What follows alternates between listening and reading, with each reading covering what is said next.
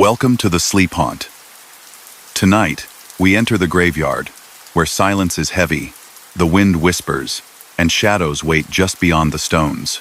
These are 8 of the most disturbing graveyard horror stories tales that linger long after the gates close. Stay with me until the last echo, and before we begin, share your city and the time you're listening in the comments. Story number 1. There was a churchyard on the high coast where salt air wandered through iron gates, and the stones leaned as though they were listening to the ocean. From the cliff, the sea seemed to breathe, a long inhale of tide, a long exhale of foam, and the gulls were white scraps drifting above it. Lanterns along the path were dim and old, their glass clouded with the years, and the yews stood like patient guardians whose silhouettes met the stars. The caretaker came at dusk, as always.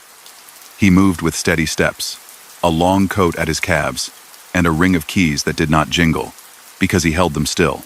He kept a ledger in the chapel vestibule, and he kept the paths clear, and he lit the small brass bowls every Sunday as a kindness to the wind and the names.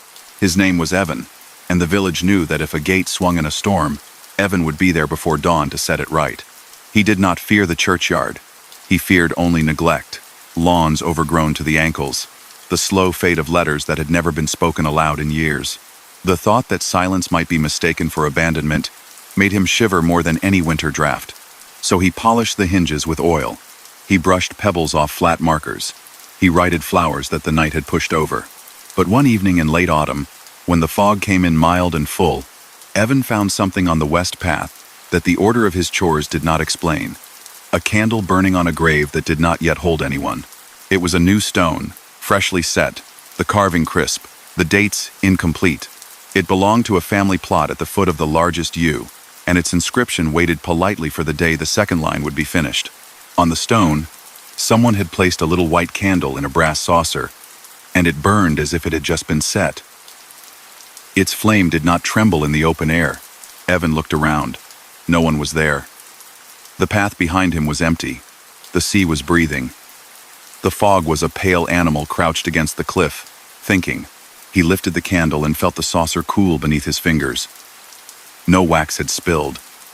The wick was bright and clean as a note. He waited for the person who had left it to return from the shadows. No one came. He blew the candle out, gently, and put the saucer in his pocket. The flame thinned to a ribbon and vanished. That night, the wind rattled at the chapel door and was not let in. Evan sat in the vestibule with the ledger open, making his neat marks, the saucer on the table beside him. He could not shake the thought of the bright, calm little light where no light should be. After a time, he took the candle and the saucer back to the storage shelf and set them among the brass bowls and spare matches. In the morning, the saucer was gone. Evan checked his coat. He checked the shelf. He checked the table. Then he walked the west path in the thin light, the dew crisp as sugar on the grass. He already knew where he would find it, and there it was, burning again on the new stone, patient as a heartbeat. He did not blow it out this time.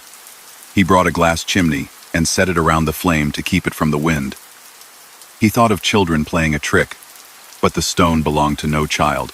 He thought of mourners rehearsing, but the family was away. He thought of a careless visitor, but the saucer was from the chapel's own shelf. The third night brought rain. Evan walked the rows with his lantern, tapping the glass sometimes with his fingernail to hear the small ringing that proved it was whole. He listened to the rain on the chapel roof and the rain on his shoulders and the rain that fell into the earth and went quiet there. When the hour grew late, the buoy bell at the base of the cliff began its patient note, sounding as the waves lifted it. With every punctuation of that bell, he felt the churchyard settle more deeply into night. When he reached the new stone again, the candle was burning as if the rain did not exist. The glass chimney beaded with water. The flame lifted and sank, and did not go out. Evan knelt, put his hand near it, and felt only a mild warmth, as if from a mouth that spoke very close. He left it alone. There were other tasks. A bit of ribbon caught on a thorn to be collected, a small white shell left by a child to be returned to the base of an older stone. The night made his footsteps soft, and the buoy bell made time into an even thread. Far off, a car passed on the cliff road, its sound thin and lonely, and then the rain found a slower rhythm. By dawn, the candle had burned to a small lake of wax, the wick a black comma at its center. Evan lifted the saucer again. It was cool. He told no one. The village talked easily, and he liked keeping this one thing for himself. A small, harmless oddity tucked in the folds of his routine. He chalked it up to a mistake and the stubbornness of candles. But the next week, another one appeared. This time it was on a different stone, also new, also with an unfinished date, also burning in a wind that did not disturb it. Evan watched a pattern. The flame chose one unfinished stone at a time, on calm nights or rough, in fog or in starlight, at the beginning of his rounds, or only as he was about to lock the gate. No one ever came to claim the saucer. No one ever admitted to lighting the wick. He spoke of it once to the vicar, who smiled as if pleased by the thought of a small kindness, and suggested that perhaps the churchyard had decided to keep vigil for the living as well as the gone. They smiled about it together, and the matter went no further. The first time the candle burned by day, Evan understood he had been wrong. A sun had climbed and spread thin warmth on the grass. The wind off the water was polite. Children on the cliff path counted waves, arguing lightly about which ones were the biggest. Evan was sorting the storage shelf, putting things in their place, when he felt the air shift. It was the faintest impression of attention, as if someone had straightened their back in another room. He went to the door and looked out, and the light had a new angle to it, and his eyes went to the west path where the yew kept its heavy shadow. The candle was burning on a third stone. He watched the flame. It stood absolutely straight. It burned as if the air was saying yes to it. He walked to it, stopped, and looked up at the name. He knew the family. Everyone did. They ran the bakery. The stone was for a grandmother. The first line already carved, the second line waiting. Something in his chest dipped and returned, the way a bird will drop in a current and re-emerge. He took the saucer and lifted it, not to blow it out, just to feel the weight of it. The weight was ordinary, but he could not shake the thought that if this candle marked a road someone was about to walk, then perhaps it knew something that he did not. He did not like the feeling. It belonged to moments when fog hides a familiar gate, and you put your hand out and find a wall where nothing should be. He went to the village, bought bread, and saw the grandmother at the counter. She was tying a white paper package with a length of string he had seen 1,000 times. She looked sturdy and kind. Her hands were steady. She smiled at him. He smiled at her. He walked back up the hill with the bread in his bag, the ocean on his left, the churchyard ahead, and the buoy bell, a punctuation that had no message attached. The next morning, when the bell rang once at first light, and the gulls shifted on their perch, the flag at the harbor was lower than it had been. Word moved through the village the way heat moves through a room, silently and with purpose. The bakery did not open. The string on the roll sat motionless. The grandmother had not woken up. Evan stood in the vestibule and looked at the ledger where the lines waited for new ink, and he felt his hands become still. The candle had burned no harm into the world. It had not warned him in a way he could use. It had simply stood there, small and straight, beside an unwritten date, and it had been right. From then on, he watched the stones with a different measure. The candle appeared from time to time, not often, always clean, always burning regardless of wind, always on stones with one good line and a space for the second. Sometimes the person named would be laughing in the village that day, waving on the cliff path, carrying a basket. Sometimes the candle would burn while they visited the churchyard themselves, passing the flame without seeing it, a circle closing so softly it did not scratch the air. Evan never told them. He had no one to tell. He had only the small brass saucer, the careful ledger, the sea breathing, the buoy bell speaking whenever the wave lifted its tongue. On a still night after the first frost, the candle appeared on a stone without a name. This was worse, somehow. The stone had been set in the oldest part of the ground, where the markers leaned very far, and the yew had grown too close. The vicar had ordered the blank stone because the original had cracked and fallen, and its pieces had eroded to something like driftwood. It awaited the careful work of a carver, who would copy the letters from a photograph. For now, it was only a pale tablet, smooth as a page. The candle looked like a bright word on it. Evan went nearer and saw that the surface had a dew that had not condensed anywhere else, and the dew ran in long lines, from top to bottom, as if the stone had been crying. He took the candle away and put it on the shelf, but the next time he went to the west path it was burning again. He went back and forth several times, all the way to doubting whether his footsteps were real and the gravel would hold the shape of his soles. In the vestibule, the ledger sat open, blank as if all writing had fled. He did not sit at the desk. He stood at the door and looked out over the stones, and felt the air press against his ribs as if testing the shape of him. That night, when he finally fell asleep in the small room behind the organ loft, he dreamed of a path that walked itself. It went around the edge of the churchyard without him. The iron gate sighed open without him. The buoy bell rang without wind, and the yew moved as if to make way for something that had no weight. He woke before dawn, lit his lantern, and went out. The candle was still there. The dew had frozen in thin, vertical lines. The wick had shortened. The wax had pooled and hardened and pooled again, building small ridges like a map of rivers drawn in a steady hand.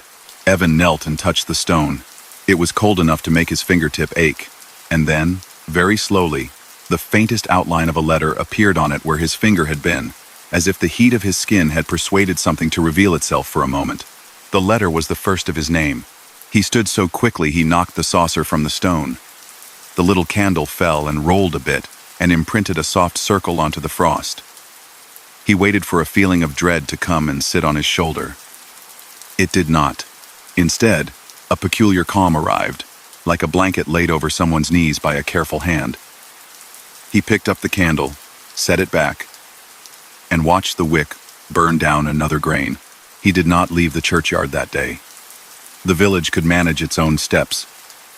The buoy bell took over the counting of hours. Gulls made white commas against the cliff air. The sea filled the rocks with its breath and emptied them, filled and emptied, and the little flame on the blank stone stood as still as a watchman. At dusk, the vicar came up the path with his scarf smoothed against his throat and his cheeks pink from the cold. He saw Evan by the yew and lifted a hand, and then he saw the candle and paused. "Is that one of ours?" he asked. He did not come near. He kept the respectful distance everyone kept from a name before it was finished. "It is," Evan answered, and his voice sounded to him like the voice of a person listening hard for footsteps in snow. "Ah," said the vicar, and that was all. He looked at the blank stone, and he looked at Evan, and he tightened his scarf and left, perhaps to say a small prayer to no one in particular. Night came. The lanterns along the path breathed their own little breaths. The wind off the water wore a darker scent. As if by night, the ocean used a different part of its wardrobe. A cat that sometimes roamed the churchyard made a brief, invisible sound in the grass, and then was gone. Evan stood near the blank stone until he tired, and then he sat on the bench under the yew. And then he felt sleep like an incoming tide that cannot be argued with. He dreamed again of the path that walked, and this time, when it reached the gate opened on a road lined with lanterns whose flames were the same color as the candle. The road did not go down the village. It went up, past the cliff, past the bell, into a darkness that did not feel empty. He woke with the sense that someone had just spoken his name in a kind way. The candle had almost burned out. Its light was a small bead, as if the world held its breath for it. Evan lifted it. Not to blow, not to fight, but to feel the weight again. He felt his own weight in his shoes, in the bones of his hands, and it seemed to him that both weights were in agreement. He set the candle down and raised the glass chimney, so the last of the flame could live in its own small house. At dawn, the wick winked and offered a thread of smoke, and was done. The stone was unchanged. No letters, no lines, no date. The frost had melted. The dew made a soft glitter that drew the eyes of a robin hopping along the path. Evan reached out and touched the smooth surface. It was only stone. He went to the vestibule and sat at the table and opened the ledger, and the pages were full of the same neat lines as always. He poured tea, and it steamed in the cold air, and the steam did not form any words. That day, the village greeted him with a new quality of warmth he could not account for. People said his name with a softness they had not used before. He passed the bakery, now reopened, and the granddaughter put 2 little rolls in a bag and handed them to him with a smile that held a thin ribbon of sadness in it. He felt a small loosening in his chest. He took the rolls back up the hill and ate them on the bench under the largest yew, brushing crumbs away from the brass saucer he had brought with him, just to see how the light sat in it. The candle did not return that week, or the next. The buoy bell rang whenever waves asked it to. The stones leaned, and listened. Evan mended a hinge, oiled a lock, trimmed a shrub. He repaired a cracked bird bath and returned a lost glove, and found in the glove a small embroidery, the letter E, stitched in blue. He put the glove in the chapel's lost and found box, and did not think about the candle until the first spring storms. They came in like a deck of dark cards shuffled hard, thunder as a god rolling barrels across a floor, lightning making the ironwork on the gate glow for a breath. Rain reached deeper into the ground than winter had, and somewhere beneath the oldest yew, a thin root gave up on a space it had occupied for too long and let go. When the storm had finished, Evan went out to see what could be set right. The yew had drooped a little, but held. The paths were water-laced and beautiful, like thin fish had swum through them. In the west path, an old stone had shifted, revealing under its corner a small box of wood, soft as sponge and dark as coffee. Evan knelt, brushed the dirt away, and lifted the box with care. The lid, when it opened, released a scent like old papers and lavender. Inside lay a candle, unused, in a brass saucer. It was the same saucer as all the others, and it was not. This one had a faint engraving along its rim. He held it up to the dim daylight and read the words, each letter shallow, as if carved with a thumbnail, until the last light. He set the saucer down. He held the candle in his palm.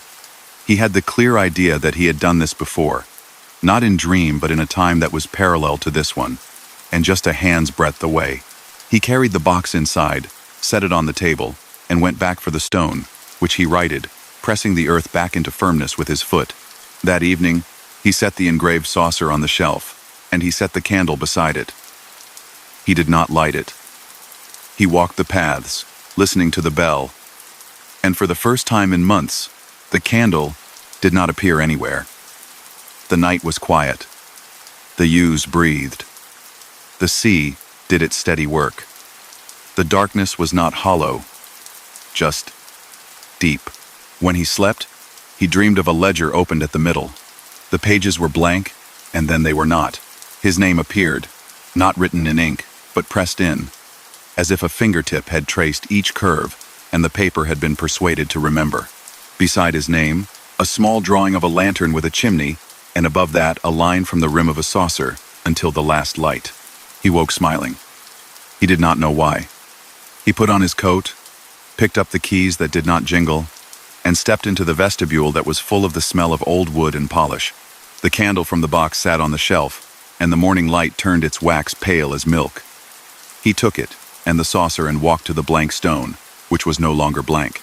The carver had come, quick and exact, and the old name had been restored as if it had never been lost. He set the saucer on the grass for no reason he could name. He set the candle in it and did not light it. He stood with his hands in his coat pockets, and felt in one pocket the folded paper of a note he had written to himself in half-sleep. He did not take it out. He stood until the buoy bell counted 3 waves for him, and then he went on with his rounds. The candle burned again that night, not on the blank stone or the restored one, but on the little marker by the east wall where a stranger's name had been carved a century ago and then almost worn away. Evan stood by it and watched the wick glow. He put the glass chimney over it to keep the flame from a wind the rest of the world could not feel. He understood then a simple thing. The candle's work was not warning or threat. It was accompaniment, a small presence that stood where a second line would soon be written, or where it had been, or where it had been forgotten. A light that the darkness did not need and yet allowed. The way the ocean allowed a buoy bell to speak for it though it could roar for itself. He did not know when his own candle would burn. Perhaps the blank stone had been a mistake, a trick of frost, a dream left on waking. Perhaps someone had left the engraved saucer beneath the yew a lifetime ago for him to discover. Someone whose hands had smelled of lavender and paper. Perhaps the thread that ties a story to another story had brushed against his sleeve and then withdrawn. He chose not to chase it. He chose to keep making his rounds, to keep the gates oiled, to keep the edges of the grass neat and the pebbles brushed from the markers, to keep the brass bowls polished and their glass chimneys clear, to keep the little roll of string in the drawer and the ledger's ink from drying in the pen. When the candle appeared, he would set the chimney over it, and he would watch it burn, and he would not blow it out unless rain demanded it. The sea breathed. The gulls drifted. The buoy bell spoke when spoken to. The wind found its old favorite places and leaned into them. The ewes dreamed their slow green dreams, and in those dreams the sound of a small flame was exactly the sound of a whisper spoken close to the ear. Not a warning, not a cry, just a reminder that light itself is a promise, held up to the face of the dark and kept. Story number 2. Mara collected silences the way others collected postcards. She kept them labeled and dated, a map of quiet tucked into hard drives and little notebooks. When she first stood at the gate of the hilltop cemetery, she could tell this hush would be different. It was not empty. It was patient. The cypress trees lined the path like ink strokes. The stones climbed the slope in neat terraces, and the city lights below pressed their gold against the river. The caretaker had granted her a permit and a key that turned without a squeak. "Lock up when you leave," he had said. And then, almost as an afterthought, "It is always kind to listen." She came just before midnight with a backpack of microphones, stands, and a thermos that held warm tea. The little chapel's clock had long since lost its voice. A dark circle where a bell should be. That suited her work. She chose 4 places, one near the chapel, one beside a row of flat markers polished by weather, one halfway up the slope where a stone bench faced the city, and one near the north wall where ivy made a soft pattern. She set omnidirectional mics and a slim recorder, fastened with tape to a tripod leg. The cables made polite lines along the ground. When she tested, the headphones delivered the simple breath of the night crickets, a far train, the river's constant vowel. She set levels low, not to miss the lightest sound. The cemetery accepted her. The gates closed without a clang. The leaves said their small approvals. She walked the path once, a lamp held low, then returned to the bench and let the recorders drink the quiet. She watched the river. She drank tea. A stray cat appeared and sat a little distance away, arranged like a folded blanket with ears. On the first playback, hours later at her kitchen table, she heard footsteps where none had been and felt the hair on her arms lift, though the apartment was warm. The steps were measured and even, not rushed, not dragging. They came from the north mic first, then the one by the bench, then the one by the chapel, each with a tiny delay as if someone traced a curve around her equipment. There was no rustle of fabric, no breath, no whisper beforehand or after. The pattern completed itself and fell away, like a circle drawn expertly and then set down. She listened again. The steps were soft, but distinct. The recorder had captured weight, without body. The second night she returned, not to chase anything, but to make sure. She placed the mics in the same spots, checked the levels, and sat without the lamp. The city below made a velvet sound. The river, faithful as ever, slipped on its lane. Somewhere, a fox moved with the clarity of water. Mara closed her eyes and counted the seconds between distant traffic and the quiet in her chest. The cat did not come. A light breeze moved the ivy like soft applause. Back home, she listened with a pencil poised to mark times. The footsteps came earlier this time, almost as soon as the file began.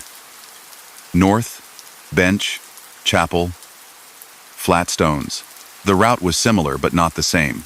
She drew a diagram on a napkin, the mics like little suns, the steps like dots. The dots made a long oval.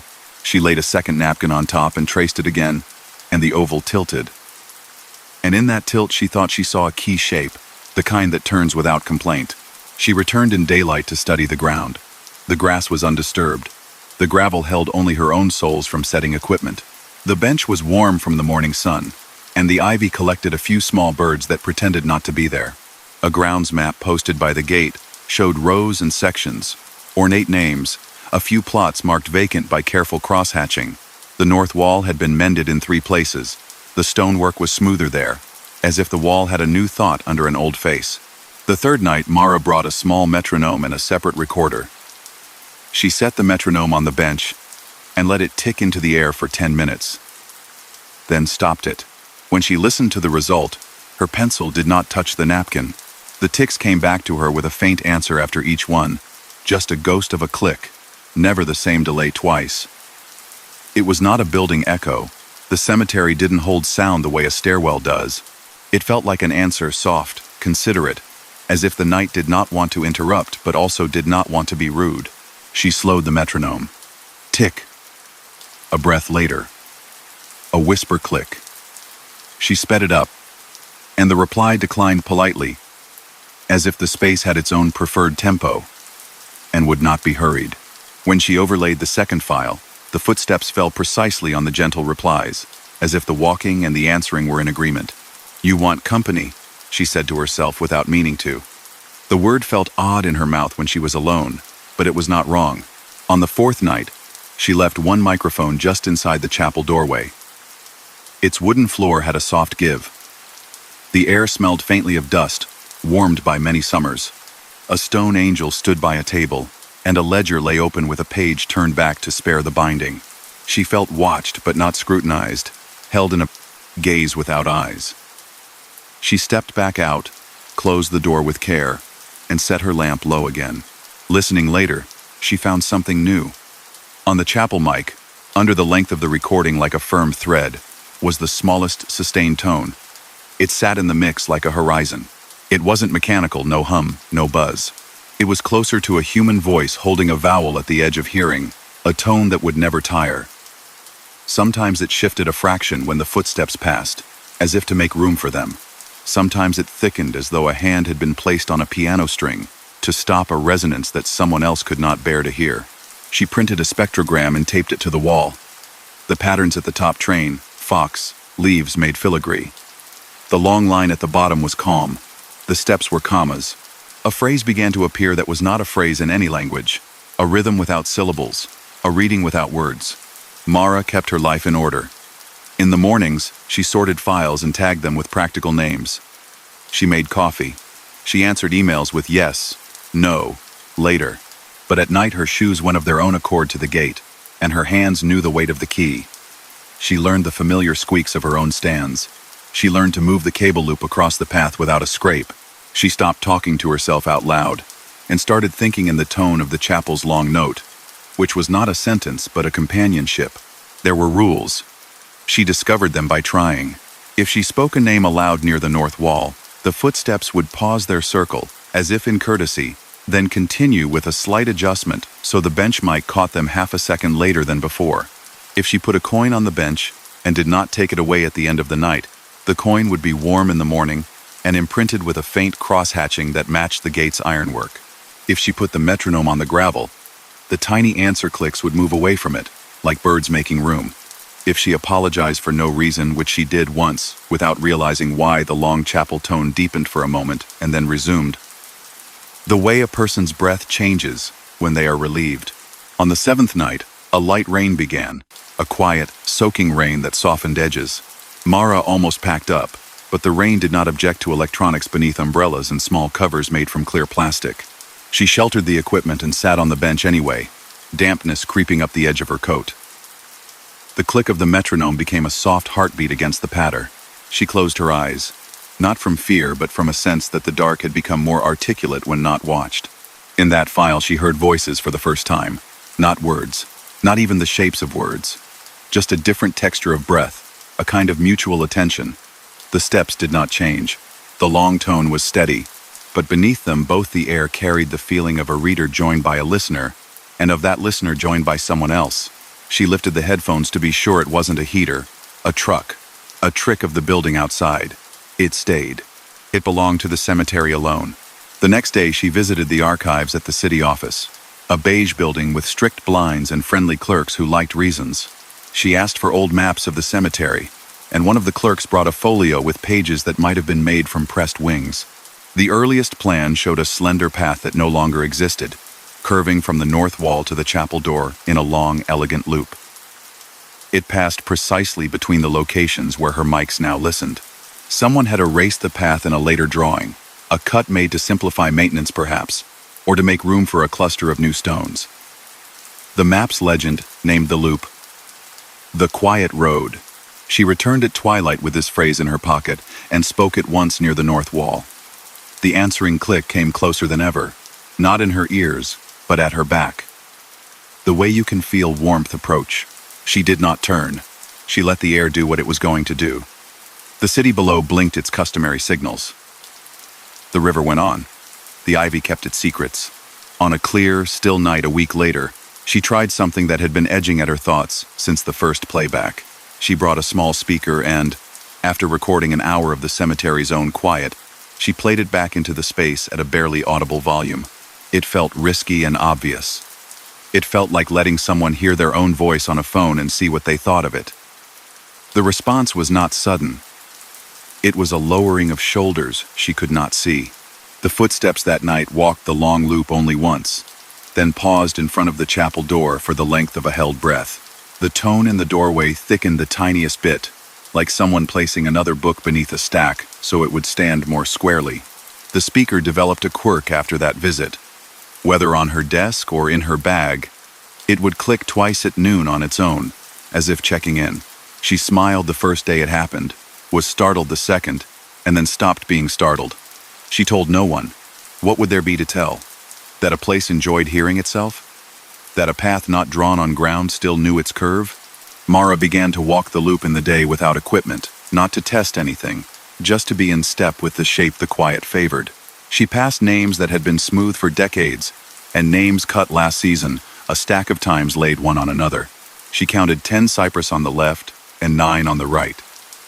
The bench caught her gaze each time with its careful curve and a faint line of lighter stone where many hands had rested on its back.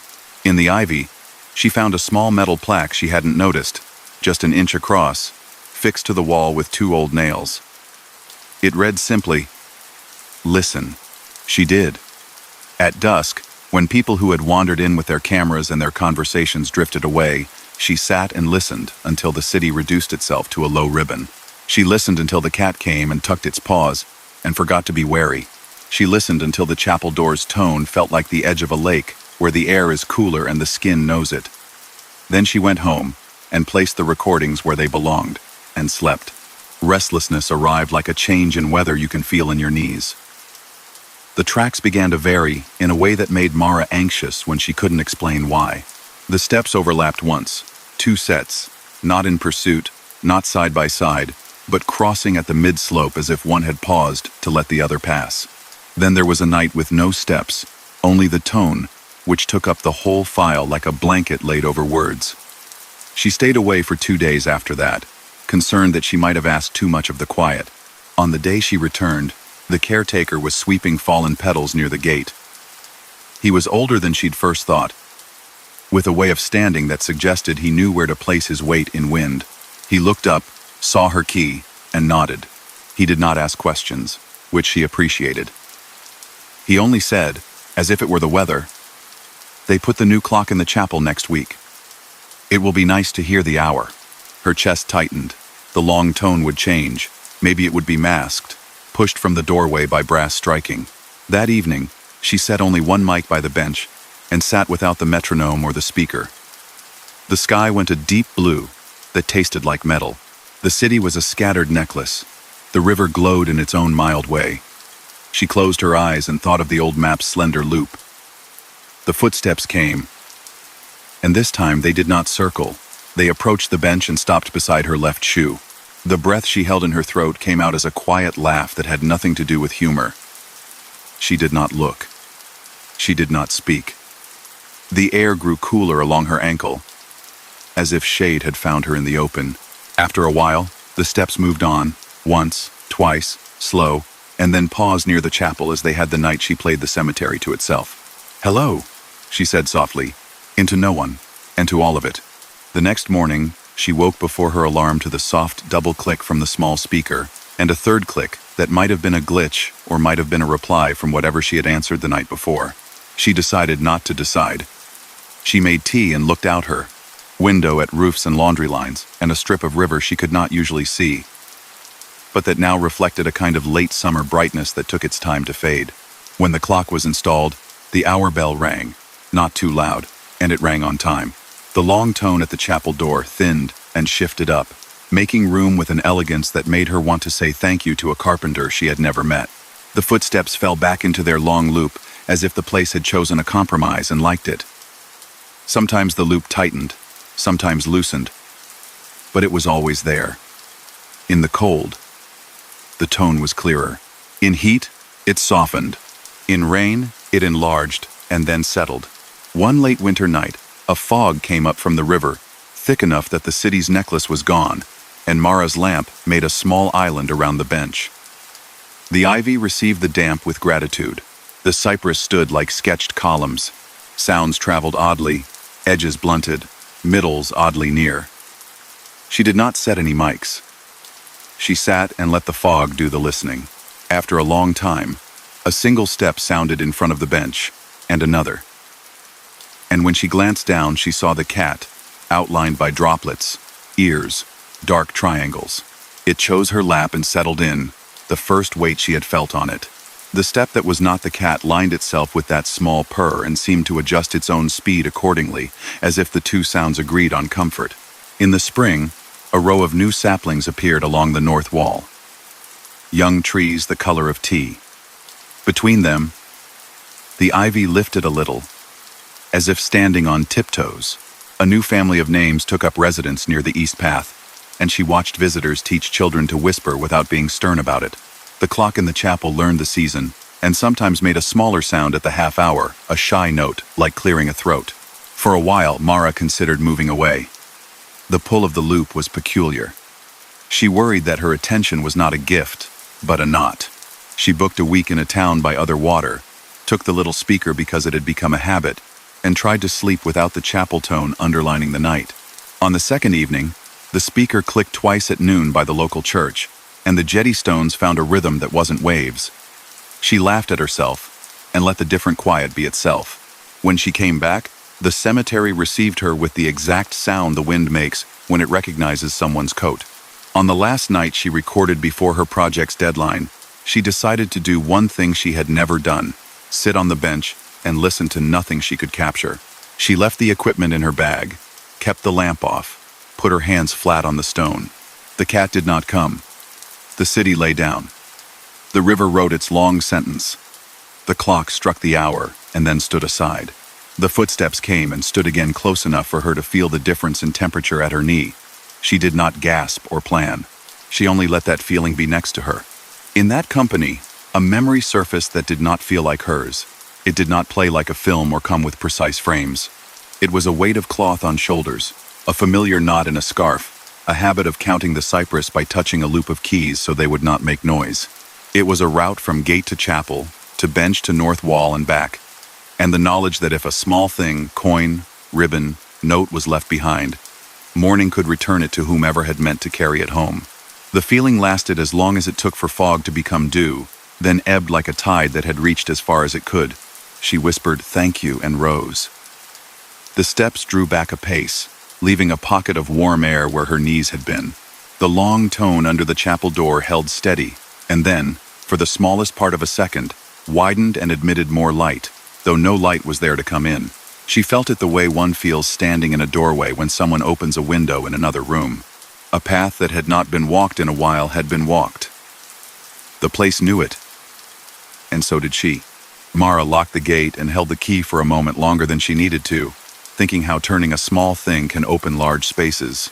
She mailed the permit back with a note that said the work was complete, and a second note no one would read aloud that said she would still come and listen even if she never plugged a single cord again. In her apartment, she made room on a shelf for a stack of recordings labeled with simple names: North, Bench, Chapel, Ivy. On the spine of each, she drew a tiny oval with a tilt, a loop only she would recognize.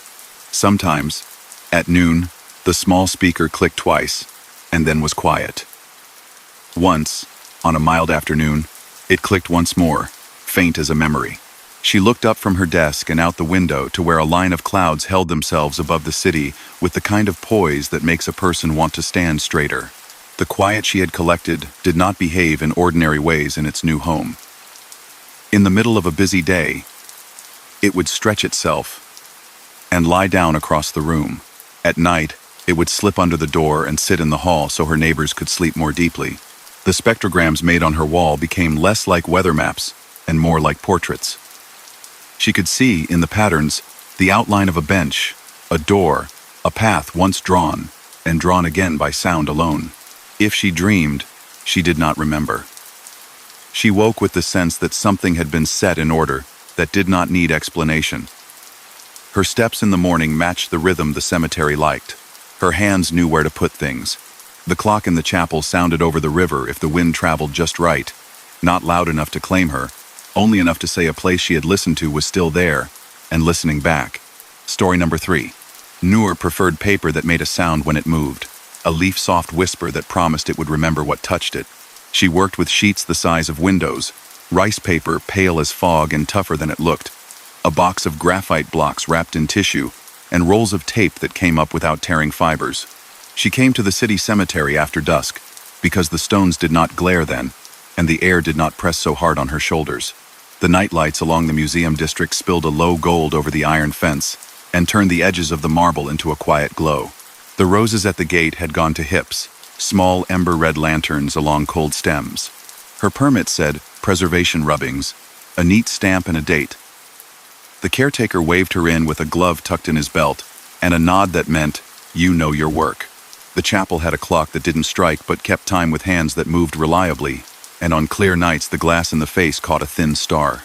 Noor chose a row along the older section, stones that had softened under many rains until letters sat like shadows.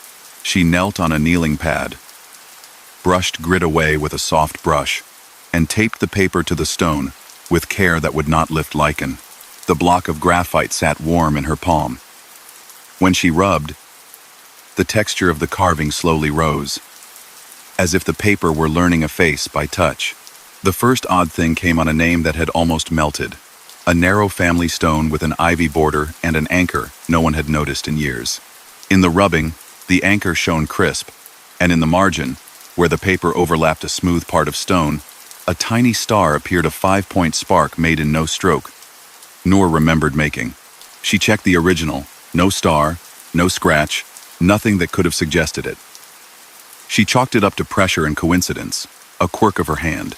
The second came 2 stones later, a woman's name with dates that told a long life. Noor's rubbing revealed the words "sang before dawn" beneath the surname in a light, unassuming script that was not part of any carving. Noor peeled the paper back. The stone offered only smoothness there, faint rain tracks threading down from the moss. She smiled in a way that was not amusement, and wrote a question mark in the corner of the sheet, her own small mystery marker. She took the papers home and let them dry flat under a weight. In the morning, the words were still there. The star was still there. She sent a copy of the long life stone to an email she had from the Historical Society. An hour later, a reply came from a volunteer who was rarely excited, and the note had 3 exclamation points. Family oral history says she was known for singing early hymns. No record on stone. Your work captured a tradition. Please, could the family have a print?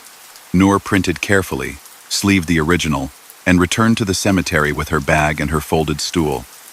The wind had changed, carrying river and a faint note of wet leaves. A white moth followed her a short distance, then vanished in the ivy as if it had remembered a prior engagement. That night, she rubbed a stone that had lost its name entirely, a blank that kept only the shape of a border. The paper lifted the border like a fence, and within the oval the faintest grid revealed itself, a net of lines that had no counterpart in the marble. It looked like the back of someone's tidy handwriting, a page seen through from behind. Noor held the sheet up to the lamp. The grid tilted, as if the page had been slanted by a hand that preferred one angle to another. She tried an experiment. She taped paper to a smooth section of the chapel wall and rubbed lightly. At first there was nothing. Then a pale phrase formed, a pressure trace rather than a mark. Put back what you borrow. She looked around. The clock hands said a few minutes to midnight. The caretaker's window was dark. The trees made their soft columns, and the path held to its curve. Noor pressed her palm to the stone beside the taped paper and felt the cooling of the day leaving. She nodded once, as if the wall had asked for a promise and she had made it. Her bag of supplies gathered its own customs. The tape always sat on the left. The brush bristles up. The graphite wrapped like candy so it would not dusty everything. She added a cloth envelope with families' addresses, the prints she would mail, each with a note that said, "Found under light. May it bring you a quiet you recognize." Mailing the prints led to conversations. A grandson wrote back that the phrase "kept a white feather," appearing by his grandmother's name, made him laugh and ache at once. She collected feathers from the park and tucked them in the edges of picture frames, a habit no one but family had known. An old neighbor called and said the word candles had shown on a rubbing beside a surname, and she had been the one who brought tapers to the winter table every year. The stone had not said it. The paper had. Noor started leaving copies at the base of certain stones, only copies. Never the original tucked under a small weight, a pebble that could be moved easily. When she came back the next night, the paper would be gone, and in its place would be a different scrap. A receipt for oranges, a ribbon from a bouquet, a stub from a ticket with a date that mattered to someone. Once, a folded note that said, "Thank you." The house felt lighter. She developed small tests that were not unkind. A completely smooth slate, no carve, only surface she rubbed it, and the paper showed a garden plan sketched with 4 beds and a narrow path. The words leaf lettuce in a small, careful print. A marker whose letters were crisp and did not need her attention, its rubbing offered nothing extra at all, just the stubborn truth of stone. A marble lamb too soft to press she didn't touch. The lamb held the moonlight in its simple face and seemed to ask for night, not paper. People walked past sometimes on the museum sidewalk, their talk softened by the fence and the hour. A couple held hands and spoke into each other's shoulders. A jogger's breath made a rhythm. The world did not notice Noor, or noticed and decided to let her be part of the scenery, like a gardener who worked the night. The moth came back twice, and each time settled only where the letters were most worn, as if heat rose from effort where the stone had tried to keep its names. One evening, a fog arrived from the river and sat low, a gentle invert of the sky. Noor kept working. The paper absorbed a hint of wet and held it without dissolving. The graphite darkened politely.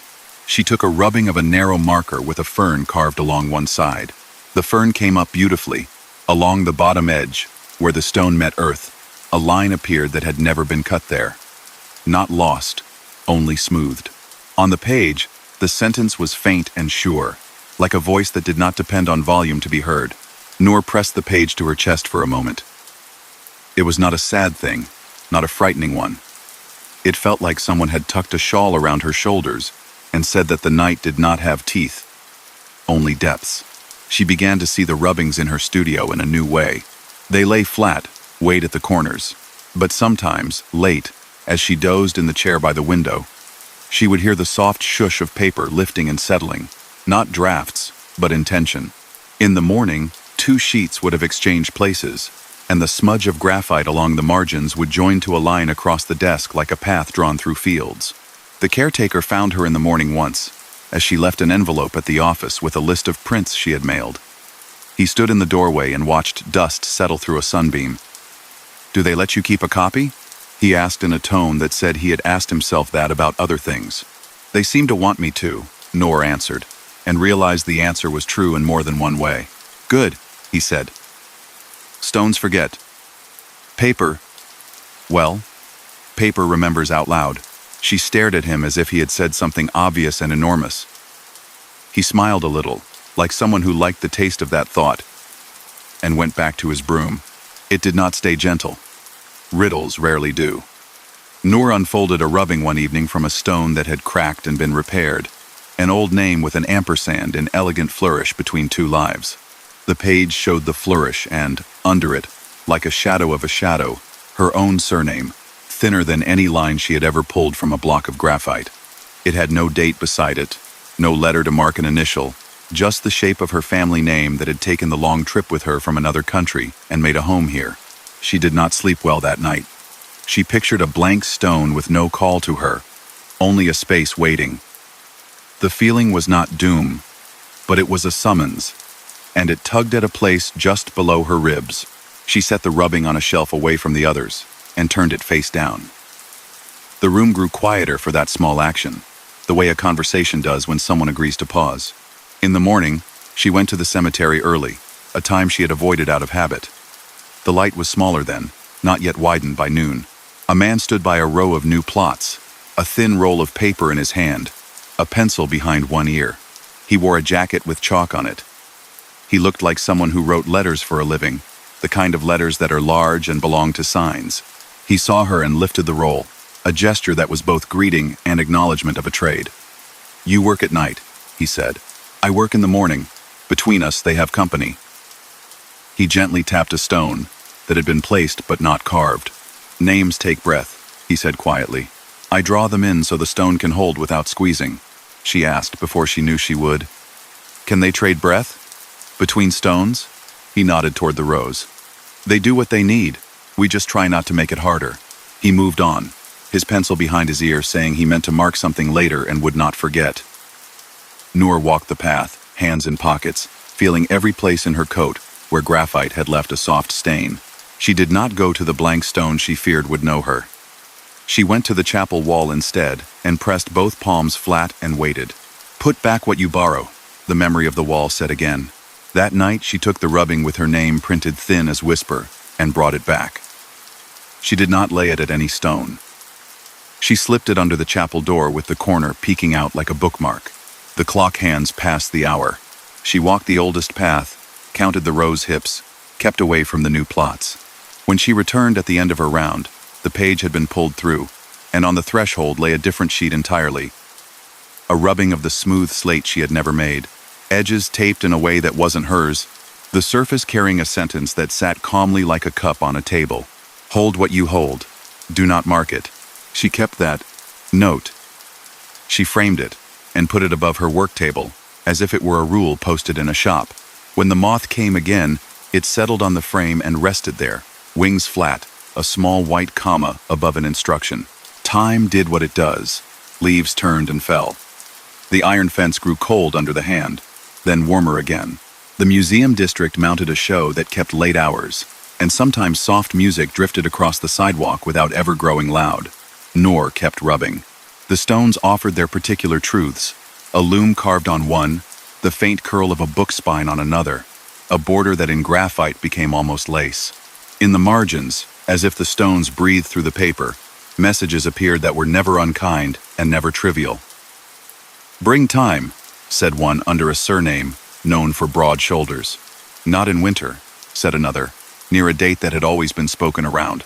A simple drawing of a door appeared once, and beside it the word open. She did not look for her name again. The papers in her studio rearranged themselves fewer nights. Perhaps, having delivered enough copies back to the ground, she had satisfied the balance. The caretaker would nod to her sometimes and lift his hand as if to check the wind. The man with the chalk jacket was at the far side once, laying out the first strokes of a gold leaf initial with a brush so light it did not bend. On a rain-silvered evening, Noor tried one more experiment. She took a blank sheet and taped it to the bench in the oldest section, where no names were left, only the suggestion of where the stone had leaned before it sank. She did not rub. She sat with her hands folded. The paper breathed with the night, rising and falling almost imperceptibly. When she peeled it away an hour later and held it up to the lamp, the faintest pattern showed. Not letters, not a map, not a drawing, but the lightest pulse marks, like the oil traces of fingers that had once learned to make a knot easier by passing it back and forth until it softened. She smiled and put the sheet in her bag. She would mail no copy of that one to anyone. That one had been for her. A reminder that paper could carry what was not strictly seen. Sometimes, in the small hour, the chapel clock would send its hands past the 12, and the glass would catch a streetlight and send it back in a thin, deliberate language. One beam, then none, then one, the pause between like a breath. Noor would be awake and not sad, only aware of the company of the place as it did the work she had been allowed to witness. She did not tell many people. Those who knew already knew the quality of what she described. Those who dismissed it would have nothing to do with graphite or tape or paper that remembered out loud. She kept addresses in her cloth envelope. She posted prints with steady stamps. She left copies at stones that seemed to ask. And sometimes, on her way out, she would see a little feather caught on the gate in the exact angle a child's drawing would give it. And she would take it, and later slip it behind a picture frame at home, a small bright shape in among her other quiets. On the last night of her permit, she stood by the gate longer than she needed to, and listened to the city, the river, the stillness that was not empty. The caretaker locked up behind her with a gentle turn of the key. She walked along the museum windows where paintings faced the glass without seeing her. In her bag, a sheet whispered in a way that meant it had accepted what it had been asked to do and would keep it. When she reached the corner, the chapel clock, far back across the fence and the path and the rows, let a single chime ring out, a modest bell that carried because the wind agreed to carry it. Noor did not turn. She knew the sound, the tone of metal that was not insisting, only acknowledging a shared hour. She would renew the permit. She would come back, because some names need the help of paper to keep speaking. She would hold what she held, and not mark it beyond what was asked. And someday, when she was ready, she would label a blank sheet with her name and leave it untaped in the chapel's quiet, not to be taken, not to be rubbed, only to rest there like a folded garment, until someone else's careful hands found it later and knew where to set it down. Story number 4. The city wanted a new fence, a clean black line with quiet finials that would keep wandering feet from using the cemetery as a shortcut to the river. They sent a surveyor named Rafi with a canvas bag, a tripod, a transit that smelled faintly of oil and rain, and a stack of rolled plans with careful stamps. He arrived in the last light so his reflectors would show against the dim and his measurements would be his alone.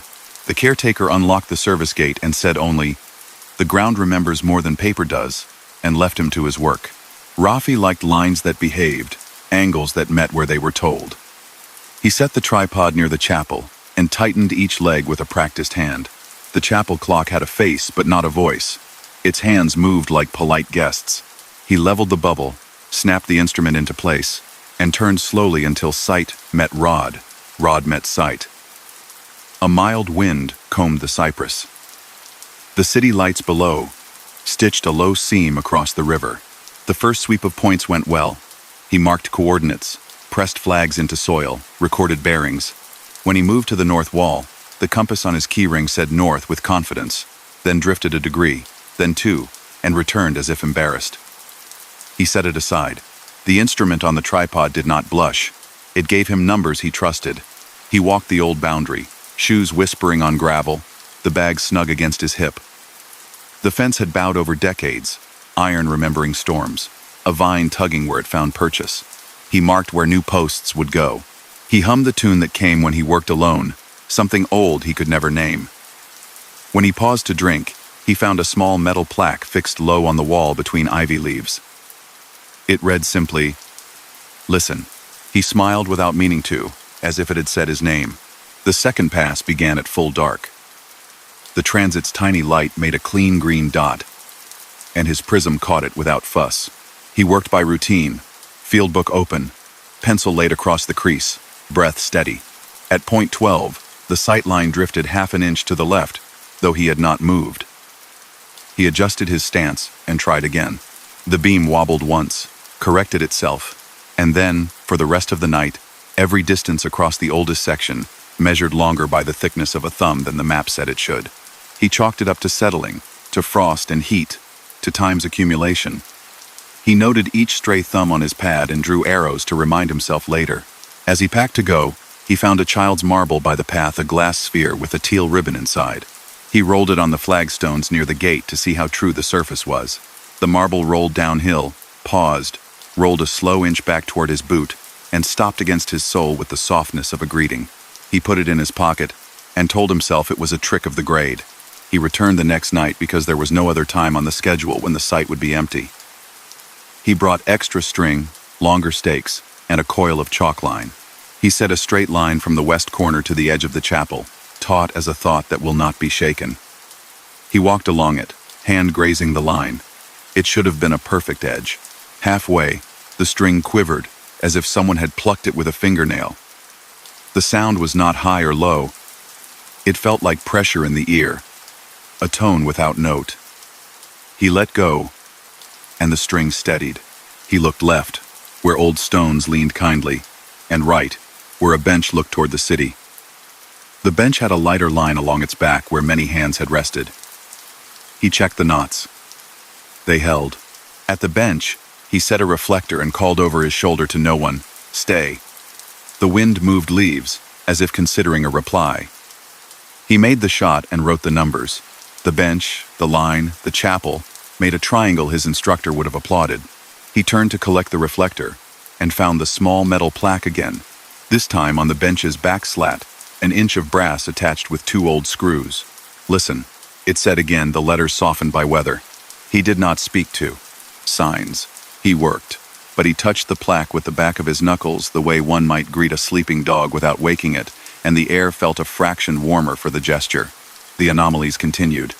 The tape measure, pulled between 2 stakes, showed a new number when he looked the second time, The chalk line, snapped clean along the path, offered a faint second ghost beside it when he turned to cap the chalk.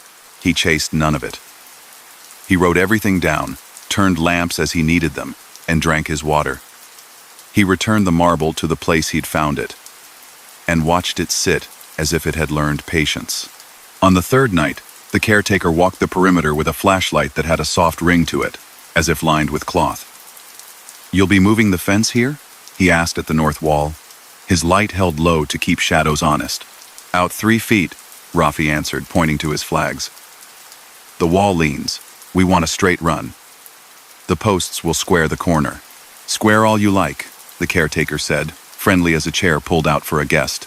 "Just remember, the path curves." "There's no path on the plan," Rafi said, polite but sure.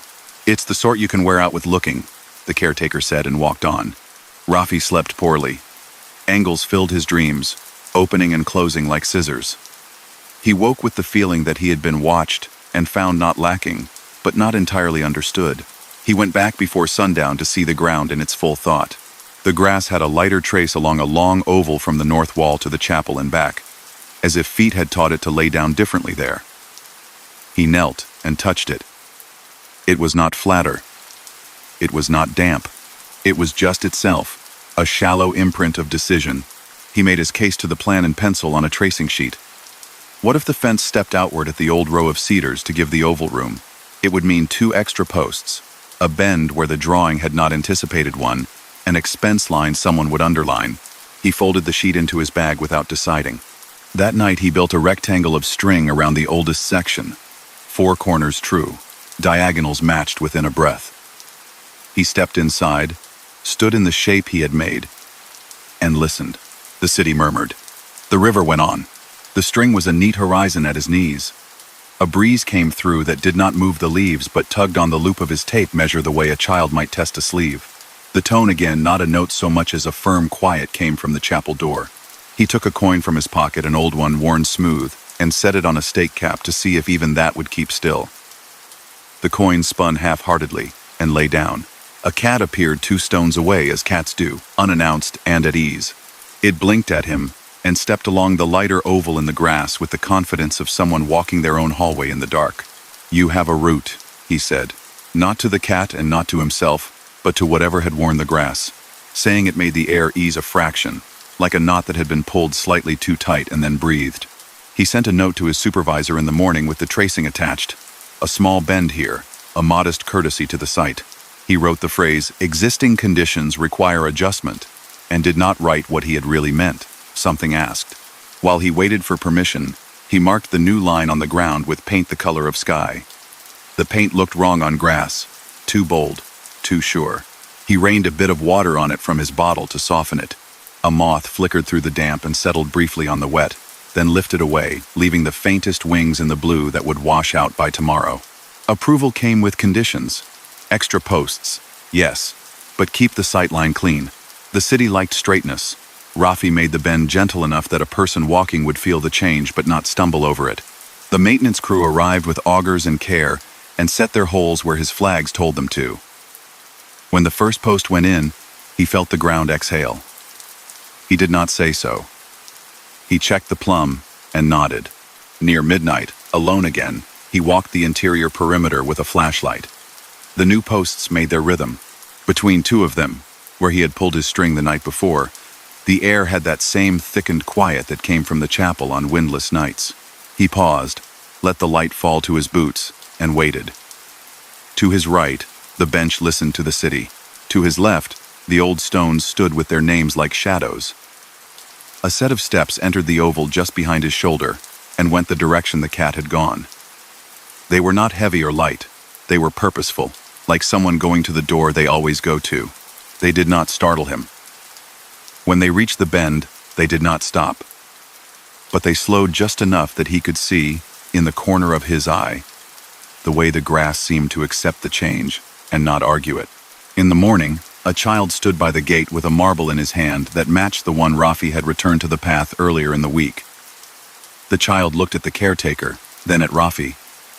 "Is this yours?" he asked, earnest as a question can be. "It was for a moment," Rafi said. "But I think it belongs to the place." The child nodded, satisfied. He set the marble on the lowest rail of the old fence where the paint had peeled, as if returning a fish to water, and skipped away. The marble sat in the exact center of a peeling ellipse in the paint, and did not roll until dusk, when a shadow passed, and it clicked once gently into a knothole, as if finding a cup waiting for it. Rafi did not touch it again. The day the fence was finished, the posts black and even, the bend so modest the eye could hop over it, Rafi walked with the supervisor to show the work. They stopped under the cypress at the north wall where the ivy made a soft pattern. The small brass plaque there had been polished by rain. Listen. The supervisor pointed with his pen. A little sentiment, he said, and smiled like a man who enjoyed a good sign. I like that the posts don't interrupt the bench's sight of the city. Rafi nodded, not trusting himself to say that the bench saw whether or not the posts allowed it. He signed the last page on a clipboard and watched workers coil the extra string and collect the flags. He pocketed one flag, not as a souvenir, but because it had a bend in it that matched the one in the fence, and it felt polite to keep the likeness. He returned at night after the crew had gone, and the ground had forgotten the weight of their boots. He stepped into the oval where the grass lay differently. The chapel's tone held steady. The city made its necklace. The new posts caught what little light there was and gave it back in narrow versions. The steps appeared again, entering where they always did, coming around the curve with the same confidence as before. When they reached the gentle bend, they did a small thing, a courtesy he would have missed if he hadn't been still. They waited long enough for another set of steps to join from the chapel side. Together, the two fell into rhythm and made the circuit, a quiet, patient loop that ended near the north wall and began again. He had a thought then, not a plan, not the kind of thought you send in an email. It was a sentence that felt borrowed from someone else and fit his mouth. Keep the gate square, and the path may curve. He said it aloud once, to see how words sound when they are true. The tone under the chapel door thickened a shade and then eased, like someone nodding. He picked up a small stone by his boot and set it on the post cap nearest the bend. It would fall or stay as it liked. He walked the fence one last time and found, low near the hinge of the service gate, a shallow scratch he hadn't noticed before. It was not vandalism. It was deliberate and small, a line and another line and a third, meeting to form a narrow triangle that looked like the beginning of a letter. He bent, traced it with his fingertip, and realized it was a surveyor's mark from long ago. A datum someone had cut when tools were of wood, and brass and letters were drawn by hand. The mark pointed along the exact curve he had argued into the plan. He left the marble in its knothole cup. He left the plaque on the bench and the one on the wall to do their quiet work. He returned the extra flag to the caretaker's office on a board where other flags hung, a neat gesture among neat gestures. On his way out, he lifted a palm to the ironwork, not to bless it, but to thank it as one thanks a door for holding. Weeks later, when the city had moved on to another project and his bag had new plans rolled in it, he passed the cemetery at noon and heard, clear as if it were 2 feet away, the click of a small speaker as though checking in. He smiled and kept walking. He did not need to go in to know the path was still being walked, and the fence was keeping its line without pinching. On a quiet evening, he returned anyway. Not to measure, only to see. The bend was exactly as he remembered it. The bench had a fresh strand of ivy tucked around one arm. The plaque at the wall still said, "Listen," and someone had wiped it with a sleeve recently. He could tell by the clean oval against the green. He stood until the light changed and the first stars asserted themselves, faint pricks in a sky that had grown used to their company. The steps came and went, and a cat crossed the oval with an economy of motion that suggested deep authority. Rafi felt an old, low contentment, the kind that comes when a line has been put where it belongs and a place accepts it. On his way out, a butterfly, no, a moth brushed his sleeve. He stopped so it could choose whether to stay. It lifted and drifted toward the chapel, and vanished into the deeper shade at the door, where the tone was, and would always be, steady. He touched the gate, felt the square of it, and stepped into the city with the shape of a gentle curve lodged in his body like a tune he did not have to hum to hear. Story number 5. Eliza began in the dark because the plants she loved kept their best hours there. Night-blooming tobacco lifted its pale trumpets only when the day had cooled. Moonflowers uncurled, like slow-rising bread. Even the ivy at the north wall seemed to loosen its small fists after sundown and turn its glossy faces toward whatever passed for stars in a city sky. The cemetery knew this, and it let her move without hurry. She came with a cart that did not squeak, a canvas roll of tools wrapped like a pastry, a small lantern whose glass never fogged, and seed packets kept in envelopes stamped with names. The caretaker had given her keys to the greenhouse behind the chapel, a low glass house that caught the last wash of daylight and then, at night, seemed simply to reflect the idea of light. "You'll see signs," he had said, not unkindly. "Follow the ones that don't ask for credit." The chapel's clock did not strike. Its hands went about their work with a degree of poise that made Eliza fond of them. The bench halfway up the slope faced the city's braid of lights, and the wind came steady from the river, folding itself around the stones as if to make them comfortable. A small brass plaque the size of a matchbox, affixed here and there to wood and wall, said "Listen" in letters softened by weather. The first time Eliza noticed one, she touched it with a knuckle as if greeting a sleeping dog. The first oddity arrived as a courtesy. She set a clay bowl beneath the spigot to fill while she watered the new rosemary at the east path. The bowl was heavy and slow. She went 20 paces, knowing by sound when the water would brim. It did not. Yet when she returned, the bowl was full, and ringing with the mild sound full bowls make when the surface accepts one last drop, the spigot had not been turned. She stood for a moment and listened to the chapel door, from which the night sometimes gave a single tone, a presence, rather than a note. It was steady. She touched the side of the bowl. It was cool, as if the water had come from a deeper place than the pipe. Eliza adjusted her idea of the place to make room for this, the way one adjusts a coat at the shoulders when walking under trees.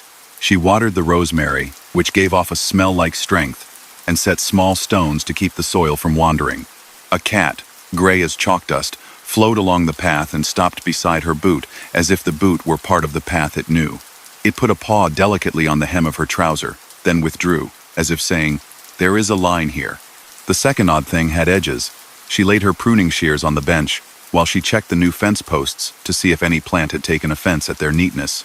When she came back, the shears were closed and placed in the exact center of the bench's back slat, balanced, the handles overhanging a finger width.